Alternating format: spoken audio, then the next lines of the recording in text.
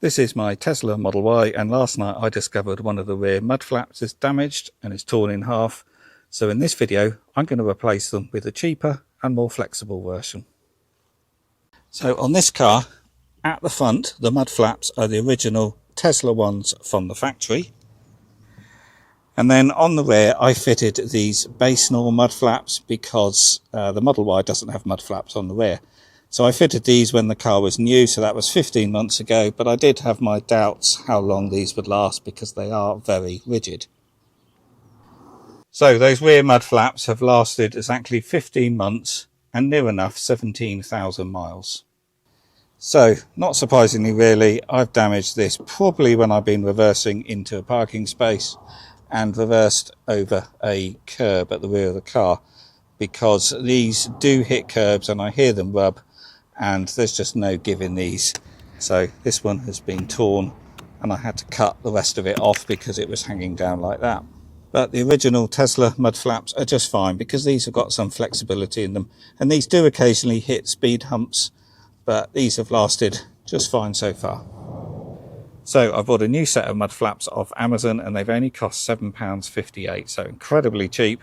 I'm probably only going to fit the rear ones again, but they're in the similar design as the original Tesla ones. They're just very flat and flexible, so hopefully they'll last longer.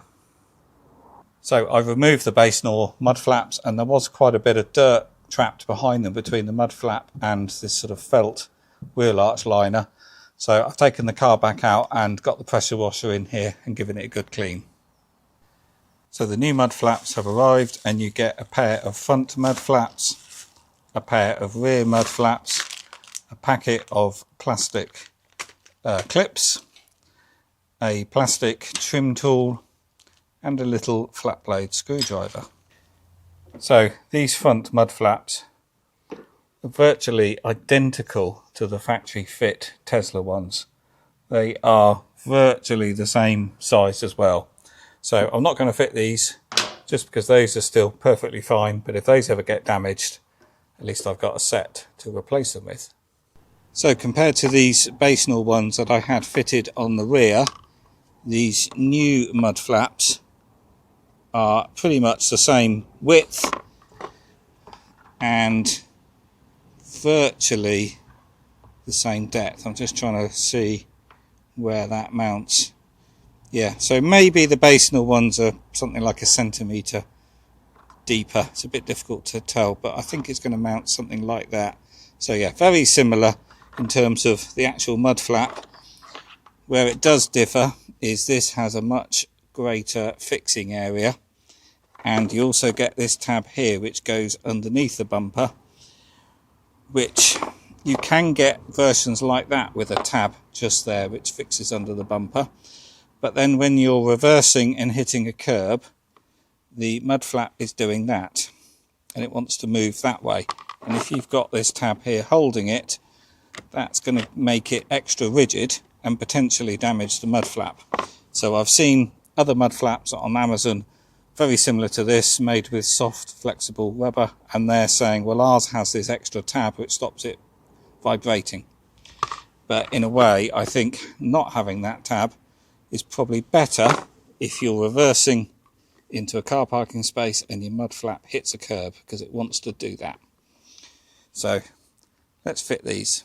So you don't get any fitting instructions with these, but to be honest, you don't need them. It's pretty obvious. So you've got two holes there, and you use those plastic clips to mount them in the two existing holes in the wheel arch liner there.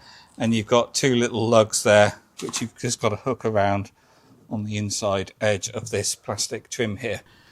So these take just seconds to fit. You just got to make sure those lugs are inside the trim there. And then, just make sure I point the camera in the right place, find the holes in the wheel arch liner and push one plastic base in and then the other, and then get your middle pin and just push it in, and then do the same with that. There, and that's fitted. So how strong that's going to be, I don't know, but at least there's some flexibility there, and it's giving the same sort of coverage as the other ones, but only time will tell. And then that's the near side one fitted. So for less than £2 per mud flap, these are amazing value, and you get a plastic trim tool, and these things are always very useful as well. So I'll put a link to these in the video description below. I bought these on Amazon and they turned up the next day. And in the future, I'll do a video looking at how long they last and whether reversing into kerbs damages them or rips them off. But they are constructed very similar to the original Tesla ones, so I'm expecting these will last longer. I've also noticed my rear spoiler is coming loose and it's not fixed at this end. There's not enough gap to put some new adhesive tape in there, and I don't want to remove the whole thing because that's going to ruin the adhesive tape along the whole length, and it's all stuck fine that end and along there. It's only about here onwards where it's lost its adhesion. So I was thinking about putting some clear silicone in there and then sticking some tape around there to hold it overnight. So yeah, do you think that's the best solution? Let me know.